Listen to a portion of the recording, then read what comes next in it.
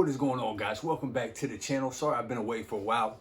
I had some personal things going on, but I'm with you today because I want to share a personal story with you guys about my experiences and my personal weight loss journey in joining the United States Army. So the first time I walked in the recruiting office, I was 308 pounds. I had to lose a total of 76 pounds in order to join. And I'm going to go over the story of how I did that, and that was 9 years ago.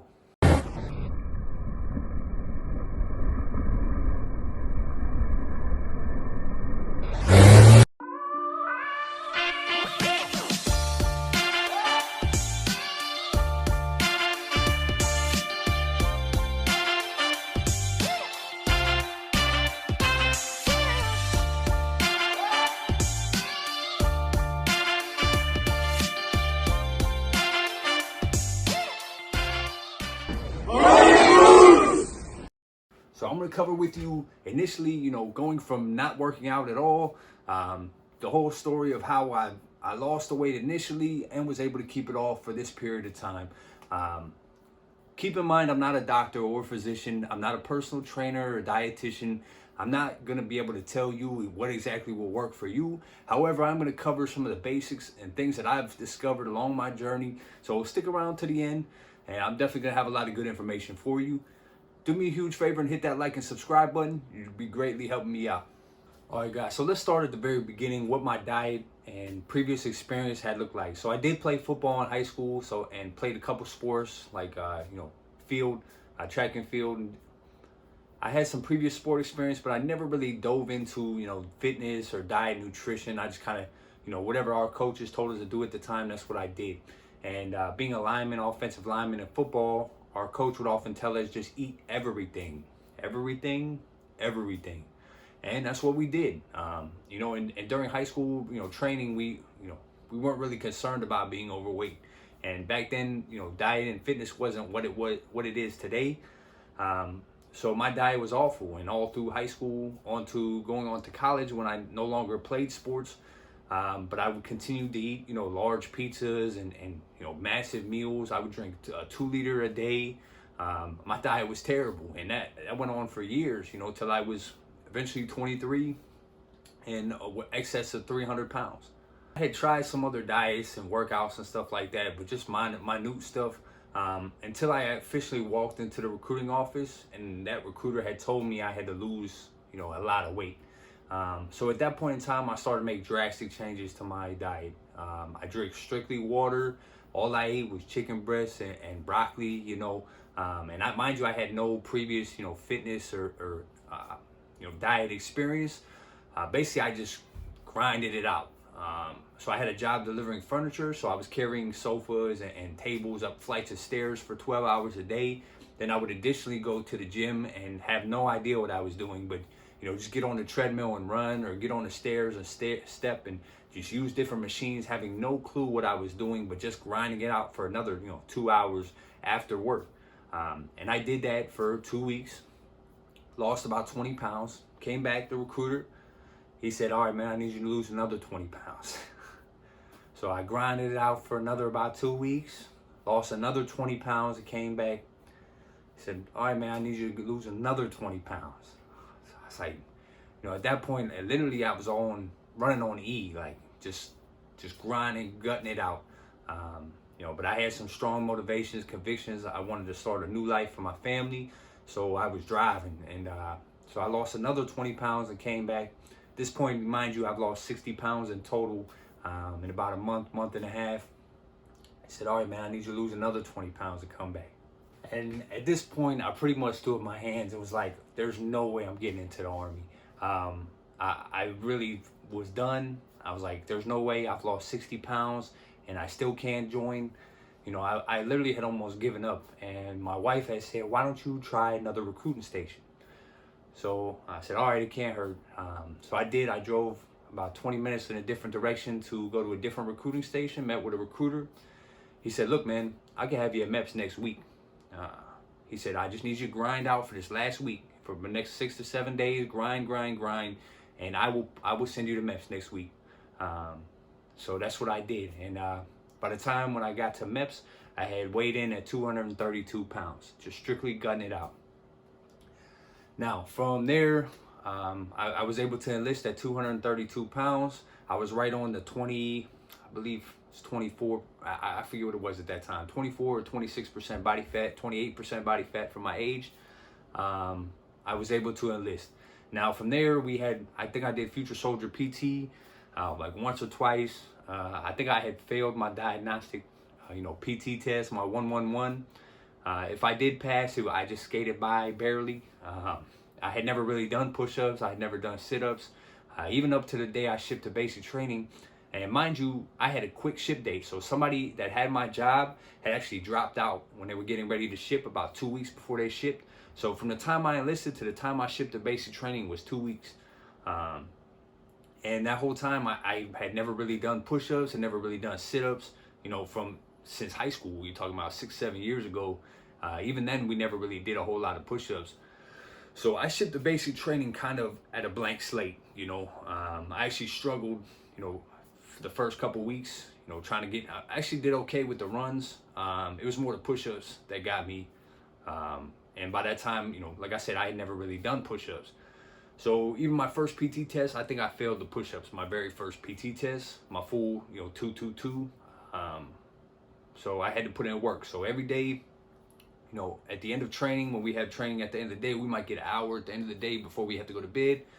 I would be in our bay doing push-ups, incline push-ups on the beds, whatever I could do to get some extra push-ups in throughout the day, to make sure I was good for that final, make sure I passed before basic training is over. Because that's really, they give you a lot of opportunities during basic. If you're not where you need to be to, as long as you pass by the time you graduate, you're pretty much guaranteed to graduate. And you figure, in 10 weeks, in 2 months, you have a lot of progress, especially when you're in confined, basic training. So obviously by the time I got out of basic training, I was in tip-top shape. I had lost a bunch of weight, put on a bunch of muscle, and I was looking good. But, in basic training, they kind of teach you the fundamentals of everything when it comes to being a soldier. So you learn, you're restricted, your diet is restricted, you're fed breakfast, lunch, and dinner. They already have it laid out for you. You don't really get to pick and choose too much of what it is. They don't have any junk food. There's no chips. There's no sodas. Everything is restricted. But they teach you the basics. And then by the time you get to AIT, you're kind of left to your own devices. So even in AIT, you do PT, but your diet's not as restricted. You can still go out at night and on the weekends and, eat junk food essentially. So actually, I put a lot of weight back on during AIT actually, because you're sitting around all day. You're not moving as much as basic training. There's a lot of classroom work. There is hands-on stuff, but it's still, you're standing in one spot. You're not really moving around too much. You march around a little bit, but honestly, for my AIT, it was not a whole lot of, activity. And that's about 6 months. My AIT was about 6 months. So I actually packed on a lot of weight back on after AIT because I didn't really have that self-discipline like I did during basic or trying to get in. It was kind of a little more relaxed. So by the time I got to my first unit, I was actually overweight. Like I said, you're talking about 9 years I've spent in the Army. There's been a lot of ups and downs. And, the key with weight loss is consistency and staying on top of it. So I'm going to be completely honest with you guys and kind of explain my ups and downs and where I'm at now and how I've been able to, come back from those pitfalls. And that's what, hopefully that can pass on some good, good knowledge to you guys and help you guys out. So yeah, by the time I got to my first unit, I was actually back, overweight slightly. I spent a few months on what we call our ABC program, our Army Body Composition Program, essentially being a fatty or overweight or failing a PT test. So I spent a few months and actually you get flagged for being overweight and, you're essentially in trouble. But you have so much time to lose the weight and get back on track. So within that time, I actually ended up deploying to Afghanistan. And even when you first get to your first unit, let me step back a minute. So even when you first get to your first unit, it's still regular PT and you're still kind of left to your own devices. It's up to you. And that's essentially throughout the whole Army. It's up to you to keep your fitness and your weight and your diet on track. It's going to be on you. They're going to show you what right looks like, where you need to be. but you got to find your own way to get there. And I would say that's pretty standard with any type of fitness, because anybody can grind out for a month or two, but staying consistent over the years, you have to really find what works for you. And I'll touch more on that later, but yeah. So fast forward to while I left for Afghanistan, I was still technically flagged. I was still a little overweight. I had seen guys going to the gym previously, lifting weights. Like I said, I played football, so I knew what weightlifting was, but I never really got into the different avenues that there are in weightlifting and fitness and strength until I got to Afghanistan. And at the time, I had actually found there was some guys ordering from bodybuilding.com. And at that time, everything was free on bodybuilding. Besides paying for the supplements, there were a lot of great, lifting programs, fitness advice, health advice, diet advice. It had a bunch of great articles that were completely free. Since then they've had to compete, and I believe a lot of those same services they charge for now. But yeah, I dove down a rabbit hole, and bodybuilding.com I attribute to a lot of the great gains and strength that I've seen because they gave me a lot of great advice. So it wasn't until Afghanistan. Now keep in mind, I had known about different, I know I had cardio and lifting and different body weight exercises, but it wasn't until, actually bodybuilding, strength lifting, powerlifting, those things really piqued my interest, and I kind of dove headfirst into bodybuilding and those types of exercises. Not necessarily competing, but just that way of training and exercising really caught my attention, and that's honestly what got me back on track.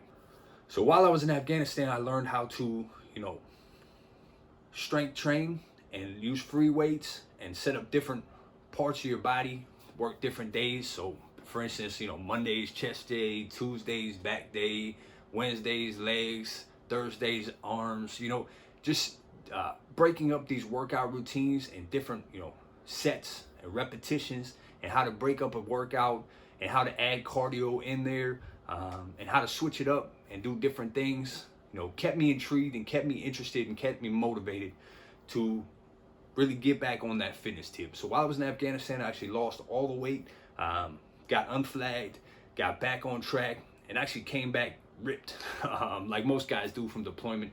I did spend a lot of money on supplements, and I'll dive more into supplements here in a little bit, but yeah, that kind of saved my career, honestly. Going down that rabbit hole of bodybuilding.com and learning about strength training and free weights and lifting really saved my Army career. And on top of that, you co-inherently, you learn, a lot of different diet nutrition tips. So like I said, previous to that, I had no knowledge. I know, obviously you're not supposed to, you're supposed to stay away from sugar and not eat junk food. But it wasn't until I dove down those rabbit holes and I actually started to see the gains in strength and, the difference it made in my body. Not only did that motivate me to, continue lifting, continue working out, but also to learn more about nutrition and how your body reacts to different foods. A lot of people don't realize the fatigue, the stress, a lot of the symptoms and side effects that they're having may be directly related to their diet. I didn't know that until I started to learn more and dive into these, the different nutritional aspects of eating to performance, what it equals to performance. Until I, started to learn more about that, and I would say they complemented each other. So as I saw progress in lifting, it made me want to eat clean. It made me want to, find out what foods I could eat to, have even better performance, or to look even slimmer, to lose even more weight. And that has paid off greatly throughout the years. And honestly, it's been a roller coaster of playing with all these different aspects, and they've led me to, places in my life I never thought I would be. But yeah, so came back from Afghanistan, and it was more of the same. Your average PT. Now, what I would say, what I carried the most back from Afghanistan was training additionally to PT. So we have PT in the morning, and it's kind of it's probably late in the game to bring it up, but physical training is what I'm talking about. In the morning, every morning, Monday through Friday, we generally have physical training. So, but mostly what it'll be is, an average run that's, a set pace for everybody in the group, or we call it, a muscle failure, so you may do push-ups and sit-ups on certain days, but it's a very basic standard physical training. It's kind of set. There's an average line for everybody so that everybody in the group can get something out of it. So if it's not enough for you, I found that I have to go on my own separately to the gym, whether that be at lunchtime, after work, at night. I have to go put extra time in for myself to see the same results as other people may be fine just doing PT in the morning. But for my body weight, my size, my height, I'm 6'3". I'm still like 240 pounds, 50 pounds. I put on some muscle. Over the years, my body composition has changed. I'll dive more into that. But yeah, so essentially, for those past years, I've just been, ever since coming home from Afghanistan, it's been a constant, playing with different workouts, playing with different diet, nutrition, and finding those sweet spots that work for me, where I, not only mentally but physically meet the goals that I want to see. But yeah, I found that have had to go additionally besides PT and do extra workouts. And yeah, so here I am 9 years later, still, now made it to sergeant, I'm promotable, hopefully be reaching E6 here soon. And I'm still, it's still a constant battle to find them and meet those fitness goals and diet and exercise. But I'll kind of explain where I'm at now mentally and some of the things I picked up along the way to hopefully help you and reach your goals and maintain your goals. So first, let's talk about the actual workouts. Now, I would never tell anybody that you need to start bodybuilding. You need to start weightlifting. You need to start strength training. You need to start CrossFit. You need to start running. You need to start cardio. I would never tell anybody directly, this is what you need to do. I would tell, as I explained, I found what worked for me because that's what motivated me to continue going for years now. Yesterday, I'm in the gym putting in work, doing my strength training because that's what I enjoy doing. I enjoy lifting heavy weights. I enjoy, doing chest workout, doing a bicep workout, doing my back workout. That's what keeps me going back in. That's the biggest advice I can give you with all of this, whether that's fitness or diet, supplements, whatever works for you, whatever keeps you motivated, keeps you pushing forward and grinding towards your goals. That's what I'm gonna tell you to do. If you enjoy CrossFit, do CrossFit. If you enjoy jiu-jitsu, do jiu-jitsu. You got to find what you enjoy and what's going to keep you coming out every single day. Because essentially, people talk about overtraining and all this kind of stuff. I'm no physician. I like to train 5 to 6 days a week at least. Even if I'm on my off days, I'm doing stretching. I like to train consistently because I notice that if I take a couple of days off, I feel it coming back. So that would be my best piece of advice to you, is find what keeps you coming back and keeps you pushing forward. That's for fitness. Now, as for the diet, there's a million different ways to skin that cat. I would recommend doing research on the nutritional aspects of a lot of food, because it wasn't until I started learning that, avocados, kale, broccoli, some of the, health effects that it can add to not only your performance, but your physical attributes. Some of these foods actually burn fat. Certain foods that you add to your diet may actually burn the fat for you. You don't even have to work out as hard. Certain foods will give you endurance. Certain foods will build your muscle mass. There's a lot of different aspects to diet that I didn't know when I first started. You have to literally go out and find your own. And I would always find 4 or 5 different opinions, okay? There was a certain time there where I was all about the vegan, all plant-based. I'm telling you, there's so many different things that they still don't know about food.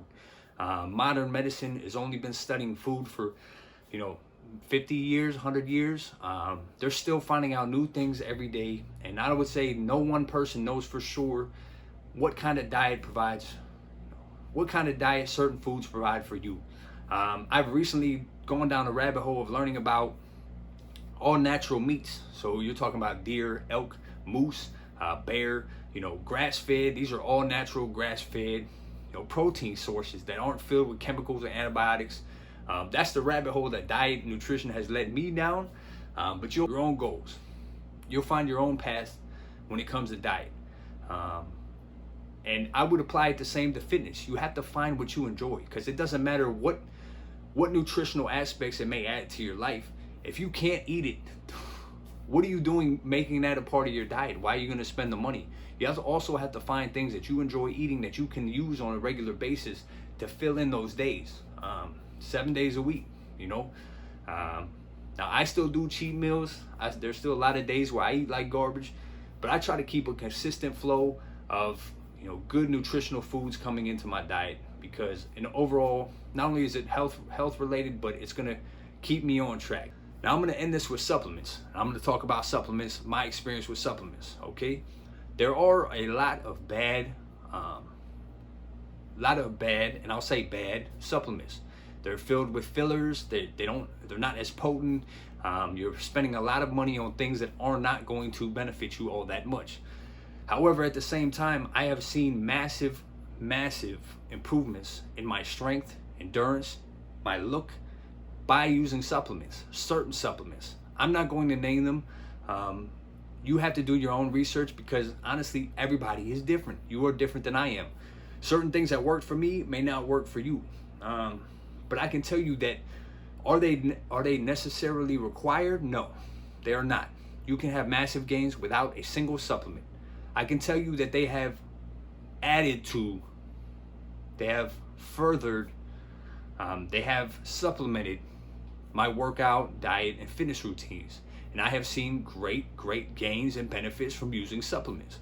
However, at the same time, there are many times where I just cannot afford them. I have 4 children, I'm married, I provide for everybody, and I cannot afford to spend all that money on supplements. It's just the reality of it. But yes, I would definitely at basics recommend, you know, vitamins, certain mineral oils, fish oils, you know, and I won't go too above beyond that. Definitely certain pre-workouts, creatine, BCAAs. I've used all of those, and I have seen great benefits from quality supplements. But are they required? Absolutely not. And I can tell you, I didn't use supplements for a long time through my first couple years in the Army, till I got to Afghanistan. And there's been many times in my career, even right now, where I do not use supplements. I hope I covered a lot of, great, basic information for you guys. Once again, I'm not a doctor. I'm not a personal trainer. I'm your average Joe that has been there and done a lot. And overall, it's going to be your own personal wisdom and knowledge that you have to gain towards your, what works for you. But hopefully I gave you a good baseline for some things you can start doing today to help you for tomorrow. If you guys have any further questions on any of this stuff, or anything that you require questions of me, go ahead and leave it down below, and I'll be sure to address them. If you haven't already, please hit that subscribe button, post notifications, give us a thumbs up, and we'll see you guys next time. Thank you.